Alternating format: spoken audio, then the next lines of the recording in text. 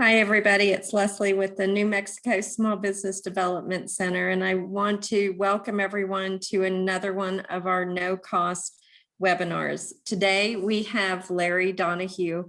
He is a practicing attorney here in New Mexico, and he's going to be giving us a lot of valuable information on investor, partner, vendor, the different ways to contribute to a company. I think this is going to be a great topic. I want to remind everyone to type your questions into the Q&A, and Larry's really good about picking them up throughout the webinar. We'll also probably have a little bit of time at the end for any questions that you'd like to bring up. Raise your hand also, and we'll try to get to you. With all that, Larry, I'll turn it over to you. Thank you so much. I appreciate it. And how is everybody doing? Thanks for joining us today. And we are going to be talking about not just investment strategies, but whether you own a business yourself or whether you're thinking of joining a business, how you might think of alternative revenue or remuneration options so that a startup company can afford high-end talent, for example. So we're going to go through a number of different aspects and ways you can do something like that, and really start from start a new business, if you will. But before I jump into that, I wanted to remind you all that the SBDC has a lot of great business resources, especially for COVID-19 issues, and we have links here. This presentation is available, so you can actually get a copy of the PowerPoint presentation with all the embedded links. You just need to contact the New Mexico SBDC, and they will be happy to give you a copy of the presentation. My name is Larry Donahue. I'm an attorney. I've been an attorney for almost 30 years, not quite, I think 27 or 28 years. I primarily deal with intellectual property and business. And we are going to talk about some very interesting business issues today. Now, before I begin, I want to remind you, if you haven't already, mute your audio. We find that the Zoom ratio set to fit window makes it the best to be able to read some of the text. And we are using the Q&A function, so feel free to type in questions and we will answer them as we go. I get bored of listening to my voice for a whole hour, so I love when people ask questions and I can interrupt my presentation and answer some questions. So what we're going to talk about today is what I call the startup dilemma. And specifically, most startups, unless you have a lot of cash, it's hard to find good talent. It's hard to produce a sellable product or service. And so how do you start up a company with only a little bit of cash and yet be able to obtain good talent? And we're going to talk about that. And specifically, what kind of non-cash payment options are available for companies, startup companies, but it doesn't have to be startup companies, but usually it's startup companies that have this issue to obtain good talent. The training objectives here is, one, how to acquire good talent, great talent, without necessarily having bucket loads of cash, and understanding the different non-cash options available for businesses. And in order to do that, you really need to understand how people sort of think about and evaluate risk when it comes to considering spending their time, their resources on a new company or startup. And so I'm going to really try and talk from two different sides of this fence here, one from the business side and then the other side being the talent, whether it's a web developer or photographer or business strategist or sales executive or somebody else. Now, before I finally dive in, I do have to remind you that I am a lawyer, but I'm not your lawyer. And while I'm going to give legal advice, NMSBDC is not a law firm and cannot give legal advice. So you really need to view this presentation as just general advice and not legal advice. And the reason this is important is I'm going to give you a lot of generalities, but there's always exceptions to the rule. So whatever I say on this presentation today, there could be reasons why what I'm saying is not true or maybe not applicable to your specific business. So you really do need to take this with a grain of salt and talk to a professional if you want to go forward with some of this. With all of that said, let's start. And the first issue I want to discuss is what I'm calling the startup dilemma. And, how do you produce a competitive offering with little money? And how do you find the right talent to help you when you don't have the ability to pay the talent? And, a lot of people say, well, I'll obtain funding or I'll find investors. And you can certainly do that, but I'm going to tell you, most investors want to see a competitive offering.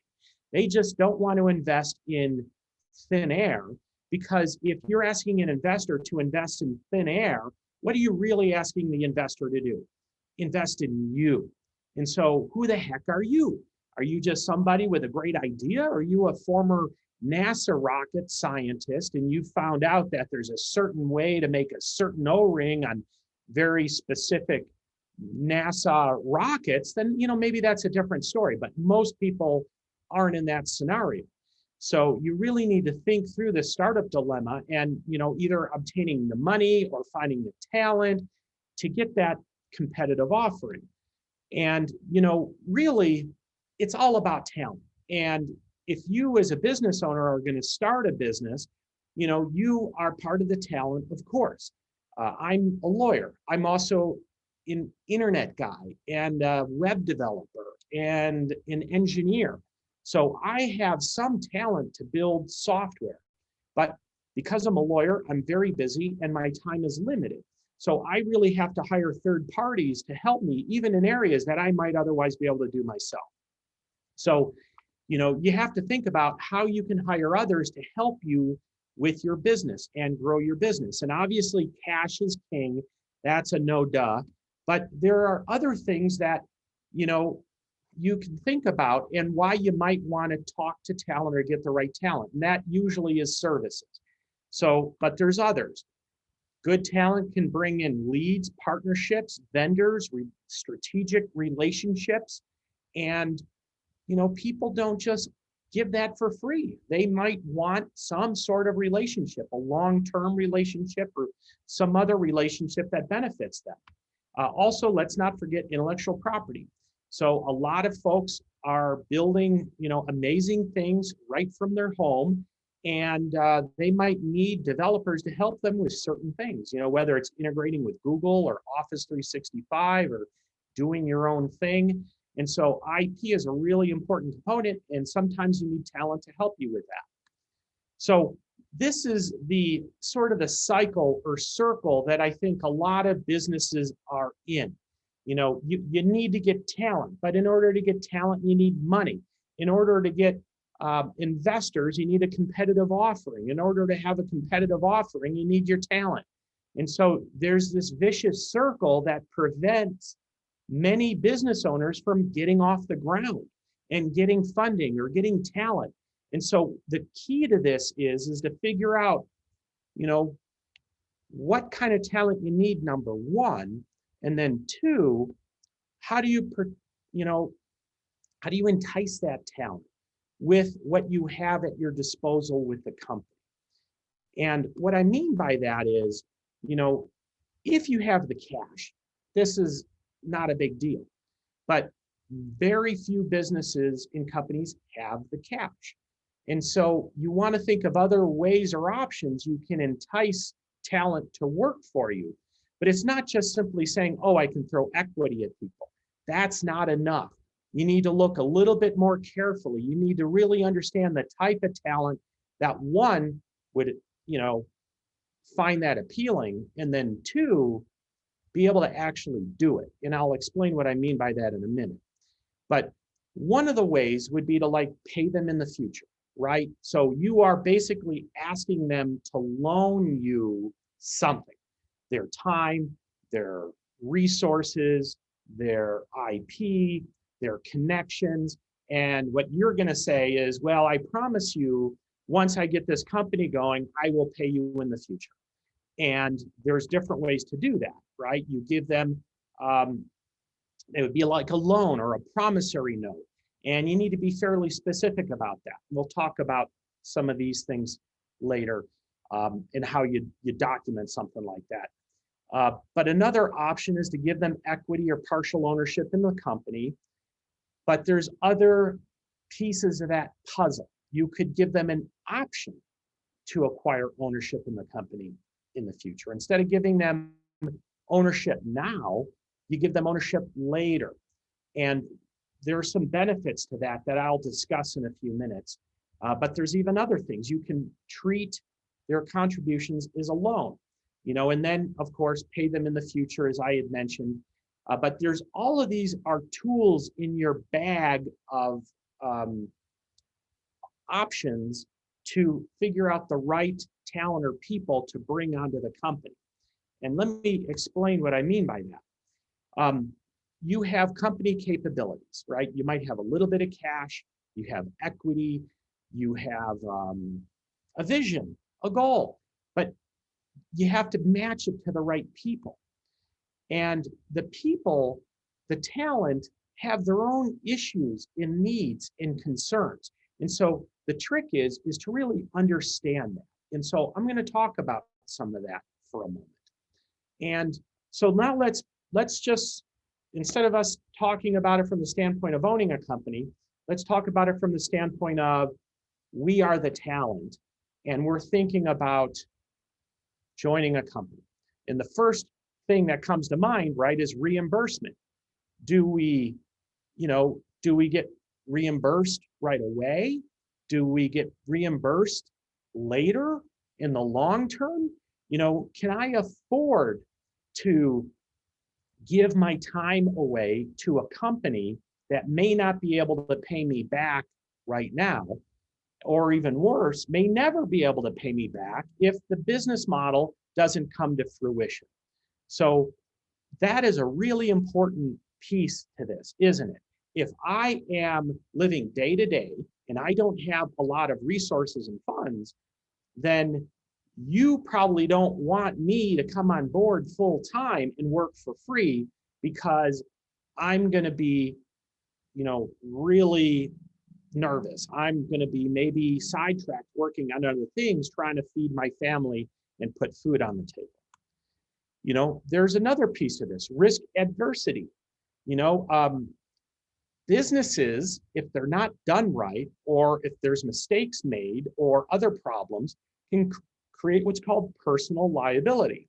And different people have different thoughts on this. I am a lawyer. I do business with businesses, and it's really important to have a squeaky clean reputation. And so when somebody comes to me and says, hey, I want you to, help me start up a cannabis business, well, that makes me nervous. Even now with the changes in New Mexico law, it's still a problem for the feds. So I, as an attorney, I'm not very I got some risk issues when we're talking about cannabis, for example, in my doing personal work for somebody.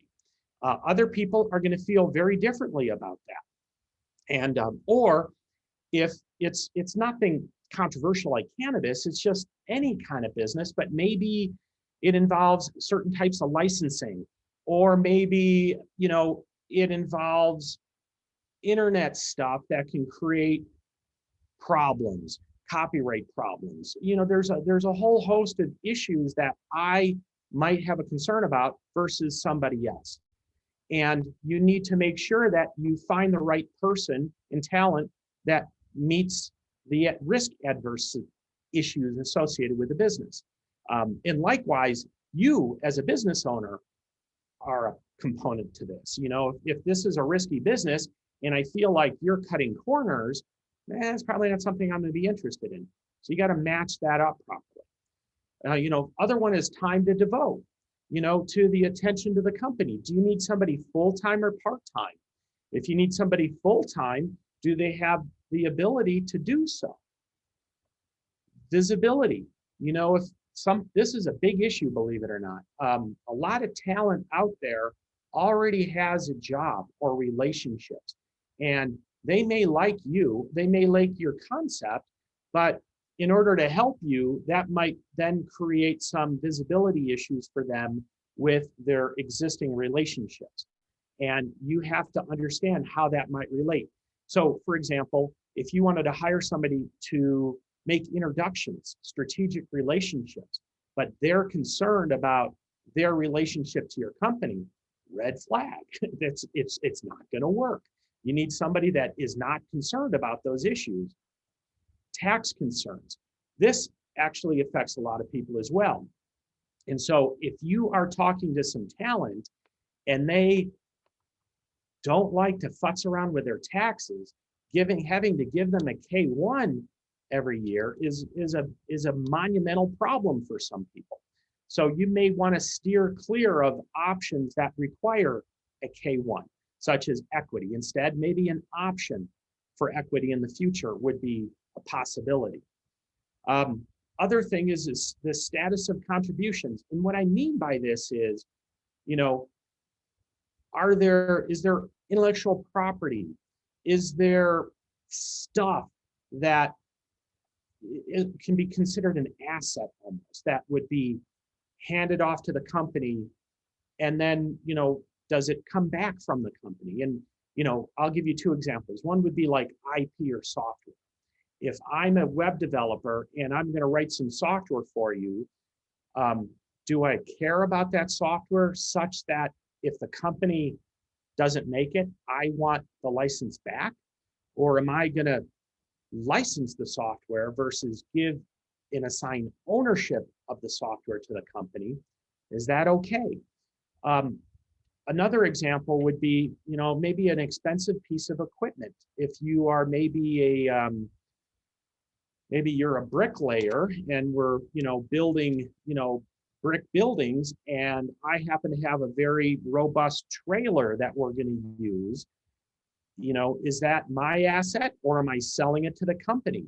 And is the company then going to take it? And does it give it back to me if it can't afford to pay me later? You got to think about those contributions and what the company needs versus what the talent wants. And going back to IP for a moment, if you say, I'm trying to find investors, well, I promise you, investors want the company to own the IP, the intellectual property. So if you hire talent that is not willing to assign the IP to the company, instead, they're only allowing the company to use it or license it, that's not going to go over very well with investors. And so you want to hire the right talent that is willing to assign and give the IP to the company so that the company then will appeal to investors. So the goal here really is to kind of match what the company wants and needs with the right talent. You know, it's in the picture here, it's trying to get a round peg into a round hole. And if you have some talent that doesn't want to give IP away or doesn't have the time or the money to devote to the company, they may be great at what you need from a hard skills perspective, but they're going to be terrible from the other perspective. So you really need to get a match, not just on the hard skills, you know, the specific talent you're looking for, but you want to find somebody that meets the capabilities and needs of the company. And you're going to find those people because that's what you're looking for. You're going to kind of screen people to make sure they fit what the company can deliver. So, for example, if the talent doesn't have any cash, they're probably not going to be able to afford to be paid later. And why is that important? It's important because they are going to go and find other jobs. They're going to be distracted. They're going to have not a lot of patience to test the waters. They're going to tend to want to take those options or those steps, those actions that might get money into the company, although might not be great strategic decisions down the road. So they're not going to be a great match for the company. If they have a full-time job elsewhere, you know, then that means they're not going to be able to devote much time to the company. If they have a full-time job somewhere and they have small children, forget about it. Don't even try. It's not going to work. even under the best of circumstances and with the best of intentions. You know, if they have, the talent has IP, intellectual property, licensed to other companies, well, then they're not going to be able to assign ownership to you and your company unless they're assigning over the licenses as well. So that might be a big issue for you if you're trying to obtain VC funding, like I had mentioned earlier. The other interesting thing that I see a lot of businesses overlook is this issue with non-compete and confidentiality agreements. So it's really interesting to me because if you're looking for somebody to help introduce you to clients or customers or strategic relationships, and they happen to be a mover or shaker at some other big company somewhere, the chances are they may have a non-compete, a non-solicitation, or a confidentiality agreement that might restrict some of their behavior or what they're able to do for you. And if they do, and you hire that person knowing about the contract, the business could be potentially liable to the other party, the other company, the larger company, for what's called tortious interference or contractual relations. So you really need to be careful about those strategic talent people, you know, the sales executives, the movers and shakers that are going to introduce you to people. You really got to make sure that they have no restrictions under their existing contracts and that it's not going to affect your company or business. And then finally, this is the big one. This is a real big one. And that is, do you, as a business owner, value the contributions that the talent's making to the same level that the talent does? And let me explain what I mean by that. Let's say I'm going to use my two examples where I talked about software and a trailer to carry bricks around. Let's talk about the trailer. If I'm going to give the trailer to the business, and what's the fair market value of the trailer? If it's easy to look up and we see that it's worth $1,000 and I agree as the talent, you agree as the business, it's $1,000 as my contribution to the business. That's great because there's no dispute here. So if I want my trailer back, you can either give me my trailer or you can give me the $1,000. It's not a dispute. But suppose I think the trailer's worth $10,000 and you think the trailer's worth $1,000. Now we have a big problem here, right? Because you still need the trailer. You're desperate for the trailer. I give you the trailer. But now for some reason, you can't return the trailer back to me for some reason. Gets in an accident, it gets stolen. You sell the company and the trailer's listed as part of the assets. And I say, that's $10,000. And you say, that's ridiculous. It's only $1,000. Now we're disputing. Now we're fighting. And you don't want to be in that situation. So you really owe it to yourself to establish what the value of my contribution is before I lend you the trailer. Intellectual property is even worse because it's a bit amorphous. It's harder to figure out value. So you kind of want to negotiate something with me if I'm providing intellectual property or you're hiring somebody to do so. And you want to establish what the dollar amounts mean so that at the end of whatever period is relevant here, 6 months, 3 years, what is my expectation? I donated through my hard work, sweat equity, $100,000 worth of software for the company. And so that is my expectation after that period of time. I want to be paid. I want equity equivalent to that. I want something, and if I don't get it, I'm going to make your life really difficult. So you don't want to take something from talent, from an individual, and incorporate it into your company without it being crystal clear how much it's worth and how much it's going to tie into your business and whether it comes back or not to the talent. So let's talk about the different options we have available for remuneration for talent other than cash. That's an obvious one. And if you have bucket loads of it, that's great. But most people don't. So the very first thing most people talk about is equity ownership. And equity ownership means that you own part of the company. The word equity and ownership are almost synonyms, but equity means the value or the ownership interest in a company, and ownership just means you own it. But there's different types of equity or ownership interest. And the two biggies are economic interest versus voting interest. And you'll see different names for these things depending on who you're talking to. But for instance, sometimes you'll see non-voting interest versus founder interest. But at the end of the day, what we care about is economic non-voting versus voting interest. And the economic interest is interesting because there are a lot of businesses, and maybe your business, where you don't want people to actually be able to make decisions, but you want to give them some skin in the game without the ability to weigh in and vote or control in the company, or take some control in the company. And economic interest is great because when you have an ownership interest in the company, if there's any profits or losses, they flow through to the owners, depending on the tax status of the company.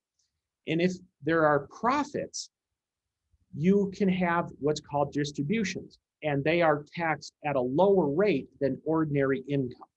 So when you say, oh, I'll give you a percentage of profits, well, that isn't as valuable to somebody as equity is, because equity will come to you and have less tax basis in certain situations and circumstances. The equity side, though, is, do I get a right to vote or not? And it's called levels. You can have different levels. And we can go into the tax issues on all of this ad nauseum, and it's a little bit outside the scope of this presentation today. But how you decide to do this will have tax implications. So you do need to talk to a tax professional, tax attorney, CPA, to understand what those tax implications are. But you need to understand that economic interest has problems for those owners, for the economic interest owners. And this is what the issues are. At the end of the day, you are trusting the voting owners to make the right decisions, to not create conflicts of interest between themselves and the economic interest folks. They could, for instance, vote themselves bonuses such that there's no profits for the economic interest only owners. They can lose their IP rights if they're not careful. So the economic interest owners really are putting a lot of faith and trust in the voting owners. And, that comes with a price. If you were asking me, the lawyer, to help your company out and you're willing to give me a economic interest ownership in your company, I'm not so interested in that. That's not so interesting to me, just because I want to be able to steer the boat or to create some influence in where the company goes and how it does things. So the other issue with equity is what's called dilution, especially when you're early in the game. And if anybody's watched The Social Network, the movie, and there's a big part in it where the former founders, one of them, I forget the guy's name, is suing because his ownership interest was greatly reduced to like fractions of a percent, and everybody else's wasn't. So dilution means the following. If you and I are in business together, we own 50% of the company. If we bring in another owner and we want, they want as much ownership as we do, well, when you have two 50%, that's 100%. You can never go beyond 100%. So if you bring in a third partner, how can you have three partners each owning an equal amount with 100%? The answer is everybody owns 33 1/3%. Well, that means my 50% went down to 33 1/3%. That's what dilution is. And if you keep adding owners over time, that 33% keeps going down, right? 50% to 33% to 25% to 20%. That's what happens when you keep bringing people in. So that's what dilution is all about. And the goal, though, is hopefully the company's growing. So when we start the company, what is 100% worth? Zero. So 50% of zero is zero. But in a year from now, maybe we bring in that third person. Now I own a third of the company, but it's now worth $1 million. So a third of $1 million is $330,000, which is a heck of a lot better than zero at 50%. So that's the goal with growing a company and having equity and experiencing dilution. So what are the pros and cons of equity ownership from the talent's perspective? And it's what I listed here. Distributions and profit sharing can be taxed at a lower rate than what ordinary income is taxed in certain circumstances.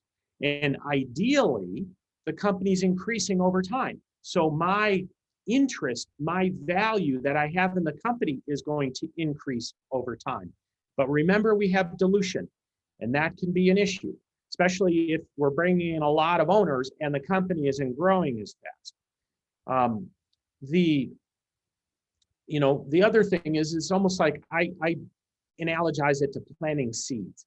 You're not going to get a growing crop without planting the seeds in the ground. And that's what this is all about. So you're starting a company, and hopefully it's going to grow over a few years, and you have an asset that you might be proud of or helps contribute to your overall wealth.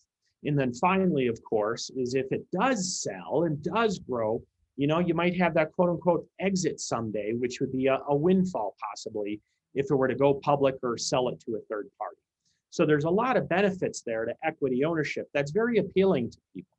However, there's a lot of downsides here for the talent or somebody like me. And I mentioned some of them earlier already. One is, if it's a pass-through entity for tax purposes, we have a K-1, and that complicates my personal tax situation. The other interesting thing here is, and a lot of people don't understand this, but profits don't necessarily equate to cash in my pocket. So if a company, and I'm making up numbers here, but if a company has $100,000 of profits, 50% of it is attributable to me, that $50,000 in profits goes on my personal income tax form, and who pays taxes on it? I do. I pay taxes on that $50,000. But if it's a growing company, we're probably taking that money and sinking it back into the company and maybe hiring more people, buying a trailer, painting the place, putting a new sign up. So we don't have the cash, the $50,000 that we say are profits.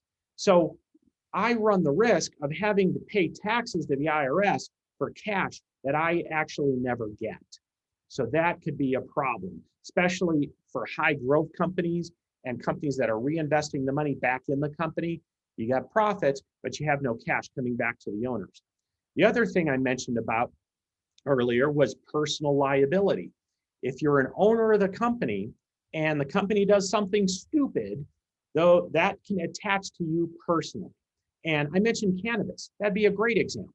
I think the chance of the feds coming down hard on cannabis companies is probably gone. But about 5 years ago, maybe 6 years ago, that was a real issue. It was a big question whether the feds were going to come knocking on, cannabis companies and shutting them down. And guess what? Those cannabis companies are a criminal enterprise as far as the feds are concerned. So do you think that has personal liability? You bet it does. And so being an investor, even a passive silent investor, could still be a tremendous personal liability problem for people. The other issue is most businesses fail after 3 years. The SBA has some crazy statistics, and I think it's lowered since the last time I've seen it, but it used to be in the low 90s. within 3 years, most businesses would fail within 3 years. And it was like a 92% chance. And I think that's dropped a little bit now. I think it's in the 80s, but it's still an outrageously large number. And that is always a risk when you're working for equity. You may never get paid is the issue. And then remember, I talked about dilution.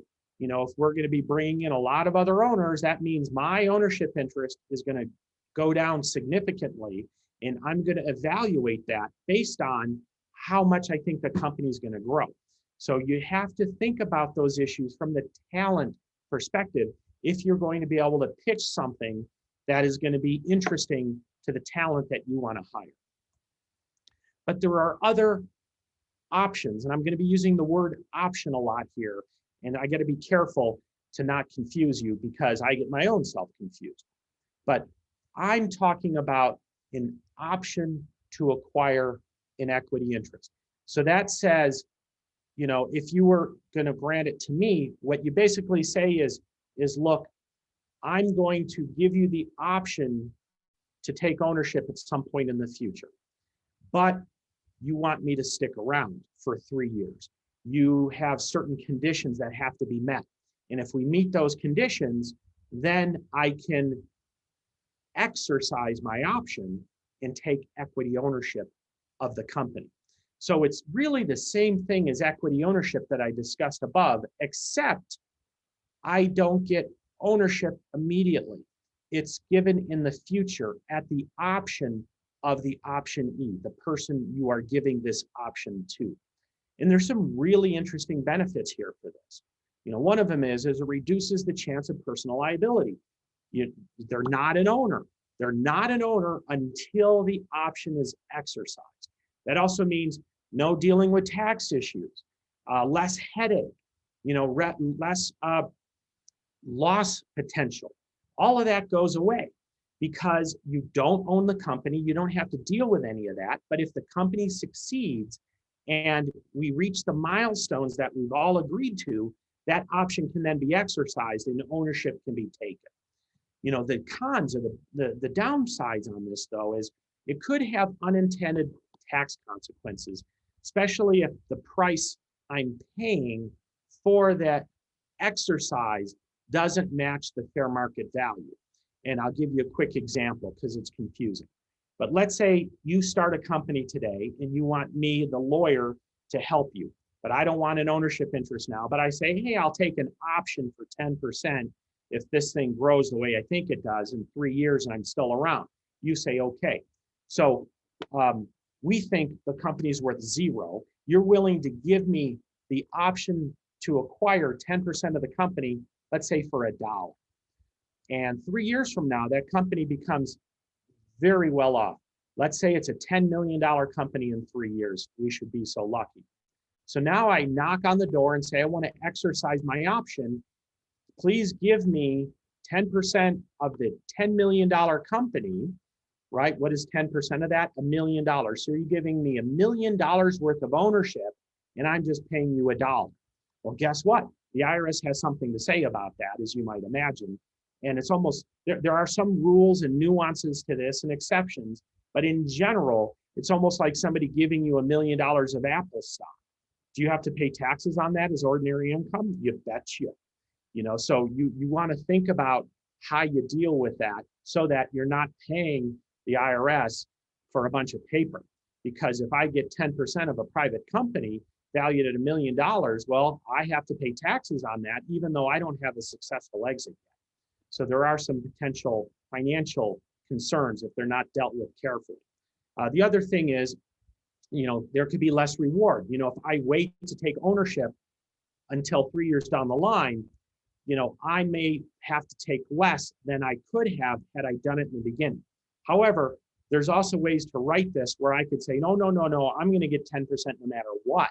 So we may think we're only going to have 3 or 4 owners at, you know, year 0. We think we'll have 3 or 4 owners in year 3. But when we actually get to year 3, we have 20 owners.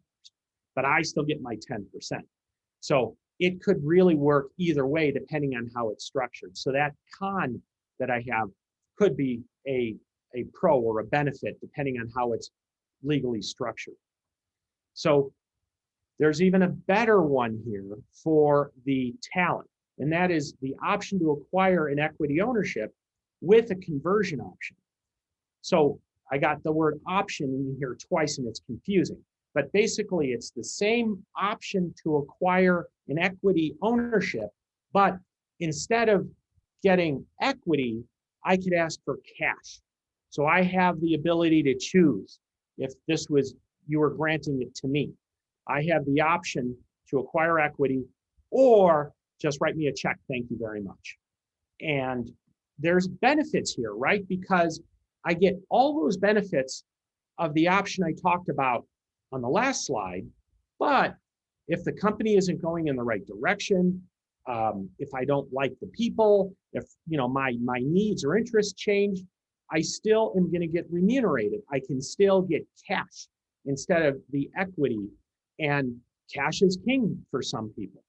And it helps ensure that I'm going to get compensation, even if the company doesn't grow as much as we think it will. The only real con here is, or the problem is, if the company can't pay, then what are you going to do, right? So, and you think about the logic there for a minute. If the company is going to have trouble paying me, what am I going to do? Squeeze blood out of a turnip? And if the company can afford to pay me, then it kind of sounds like maybe the company's successful. And so then why do I care about the cash? If the company's successful, I'm probably going to want equity, thinking or hoping that the company is going to continue to grow.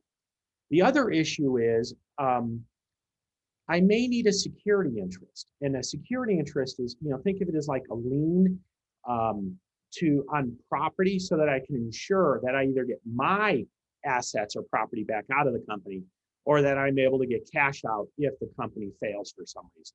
So there could be some complexity with how you would perfect that if necessary and need be. And then finally, I want to talk about the loan, and that's an easy one, right? It's just, instead of ownership, your contributions are viewed as loans to the company.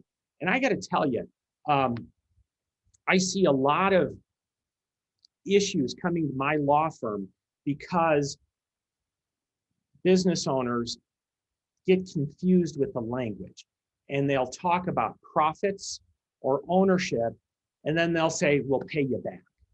Well, when you say the words pay back, you're talking loan. You're not talking about an equity ownership or interest. So you got to be careful with your word choices, because if you were to tell Larry, the lawyer, oh yeah, we're going to give you 10% and we're going to make sure you get paid back. Well, guess what I'm thinking?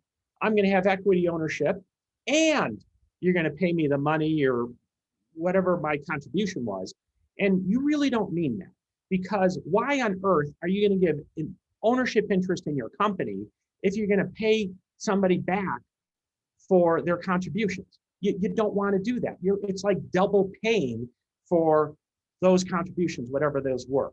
So be very careful with your word choices, and don't use the phrase pay back unless you intend to give a loan.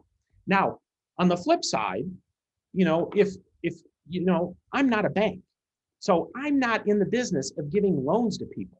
So if you have a business and you're talking to me about, needing something from me, and then you want to pay me back someday, well, I'm not a bank. I'm not interested in that. And a lot of people aren't. So you got to kind of figure out how that's all going to work. And if you're really talking about loans, then go get an SBA loan and then go pay the talent the money using the loan or the money from the SBA. So what's the benefits here for something like this? Well, the value is negotiated. It would be agreed to, so it's a very specific number, and hopefully you'll get paid. But, the con is, most of us aren't banks, and, we're going to need some sort of security interest, and most people don't, they're not lawyers. They don't understand what that means. And so there's a really high risk that the company is going to fail and they're just not going to get paid. So loans aren't really that interesting to most people when we're talking about companies. Of course, if you have parents or family members, they're willing to do that, but you got to make sure you write that stuff down. So let's summarize this a little bit in terms of the value associated with these different options of remuneration that I mentioned. But you got to view it from a couple of different lenses. So first is on the left side here is the greatest value to the company versus greatest value to the talent, the people that you're trying to get working for the company. Now, here's the big issue. We're starting at year zero. We have no idea whether the company is going to be successful or not. So if we can rub the crystal ball, look into the future and see if the company is going to be successful, then we know here's how these various options fit on this spectrum. The loan is going to be the greatest value to the company and the least value to the individual. The individual is going to make the most money and going to be most interested if the company is successful when they own equity or they have options to acquire equity. And so think about that for a minute. If you are a new company just starting up at year zero and you're trying to appeal to talent and you want them to jump on board, you really got to convince them that this is going to be a successful company. And how do you do that, right? You got to be able to appeal to not just your vision, but your ability to execute and your ability to bring on the different resources and things or people necessary to affect that kind of execution. Now, on the flip side, if we look into the crystal ball 3 years from now and the company fails, what would be highest value to the different parties? Well, you see that the loan would be the best option if the company fails to the talent, and the equity is worthless, right? So that's the value to the company. But look here, option to acquire equity with a conversion option is the most value to the talent in both scenarios, whether the company is successful or the company fails. So that is valuable to the talent, the people you're talking to the investor. So don't give it away, right? Don't treat it as the same value as equity, because it's not. Equity is going to have a less of a premium on it than this will. And usually what's going to happen is you're going to be offering equity and then you're going to meet somebody that's rather sophisticated and they're going to throw this on there saying, oh, well, equity is great and all of that, but how about let's just make it an option and I want a conversion option. And they're going to, kind of make it like after the fact, no big deal. Oh, it's a big deal, all right. And it is more valuable than just equity alone. So if you're going to do that, make sure you price it accordingly. And therefore, you expect more for offering something like that to whomever you're talking to. If it's an investor, you'd expect to value that at a different rate than you would just the equity alone. So I have a few parting thoughts, and then we'll open it up to any questions anybody has. I appreciate everybody's time thus far. But the first issue is finding talent that matches what the company can provide. And remember, it's not just finding somebody who has the skills you need. You need to find somebody that has the skills you need, plus the other pieces I talked about. If you can't pay them any money, then they need to not need money right away. If you're asking for leads or connections, intellectual property, ideas, you need to make sure that they don't have pre-existing relationships or, other duties or restrictions on that. Otherwise, that can affect your business. So you're going to find great people out there, but it's not going to be a match. Think the square peg and round hole, and you have to pass on. Do not force the square peg into the round hole. Make sure that the talent and the company agree on the value of the contributions. I gave you the example of a trailer where, you said it was worth $1,000. I say it's worth $10,000. You never want to be in the circumstance of having to debate that down the road. You will end up spending a lot of money on legal fees and possibly losing. So remember and appreciate the risk reward that your business offers. And use and value the remuneration appropriately. And I gave you that example of the conversion piece. That is a valuable thing to offer somebody. And it's more valuable than just equity alone. And so I would expect you to price those differently. And to give you an example of what I mean, let's say, I gave you an example of I was going to get 10% of a company in 3 years. And let's say I do $10,000 worth of work. Well, if you're going to give me a conversion option, maybe I don't get 10%. Maybe I get 8% because that's more valuable to me. Because it reduces my risk, I can still potentially get remunerated even though if the company's not doing very well. Remember, cash is king. Cash in the pocket today has a different value than promises of possible future riches. And you know this, right? It's called the future value of money. Money today is worth more getting paid today than it is down the road. And when we're talking about companies, new startups, we're talking about high risk, uncertainty. So it's just not worth what you think it is, down the road, and you should be aware of that. So I can't end this without talking about COVID-19 briefly. And the one thing that I think you need to take away from the pandemic is that the nature of work has changed somewhat. And while you see a lot of stuff in the news about some of the big titans, the tech titans, Google and Microsoft allowing people to work from home, that is not fully established. That is not a certainty. So if you're able to offer something like that to people, I think that's going to have a certain appeal. But, just don't offer it in a vacuum. You need to think about, does that meet your ability to manage the business and interact with others? And, as an example, we're looking for a high capable developer, a senior software developer. And we're going to, pay them a good amount of money. We sent out Indeed and Monster ads, and we're getting a lot of resumes from all over the world. But we really want to hire local here in Albuquerque, New Mexico. And why is that? Because we want them to be able to come in and whiteboard with us. We don't have the right processes in place where they can just go to a queue and pull the next project or task off the list. We don't have that ability. They need to come in and strategize with us and define requirements with us. And so that's why we don't have the ability for this particular position to really do a true telemarketing or telecommute anywhere in the world.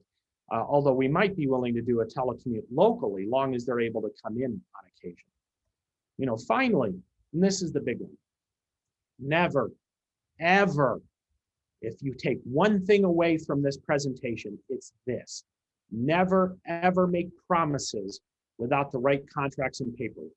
You just cannot do it. And think of my trailer example. If I'm thinking $10,000 in my head for a $1,000 trailer, and we never get the paperwork done on this, I'm going to fight for my full $10,000. You don't want to get in that situation. Why? Well, because if your company is successful, it's a huge target.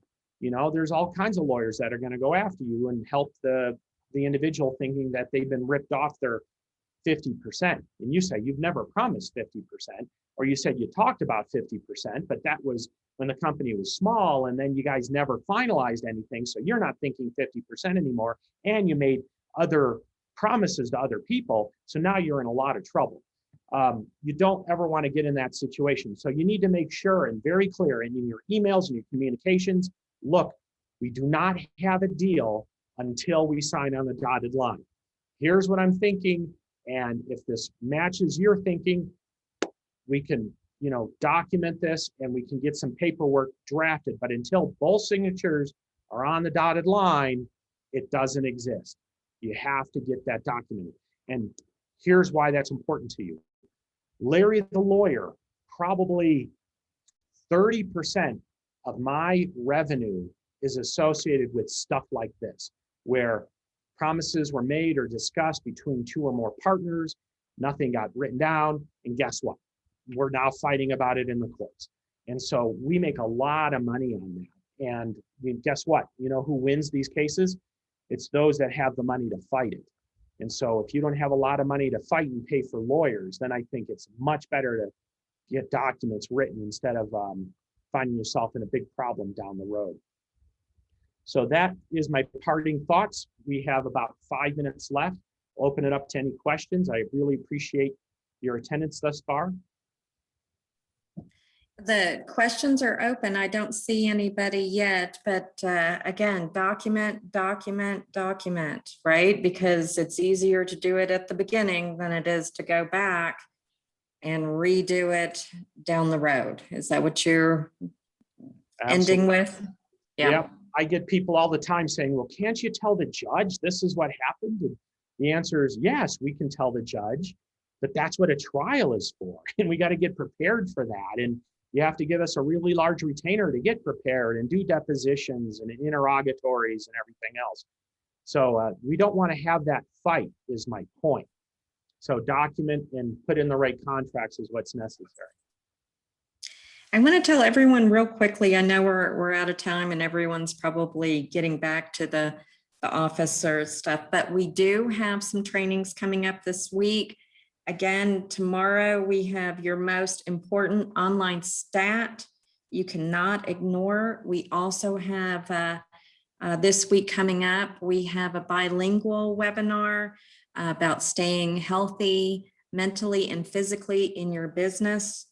And we also, at the end of the week, having using hashtags, the small business secrets. So we're going to say, thank you, everybody. We want to remind you to check out our other webinars, and we will see Larry again. He will be presenting more topics throughout the upcoming months. So you guys watch for that. And with all that, Larry, thank you so much. We will see everyone next time. You guys have a great day.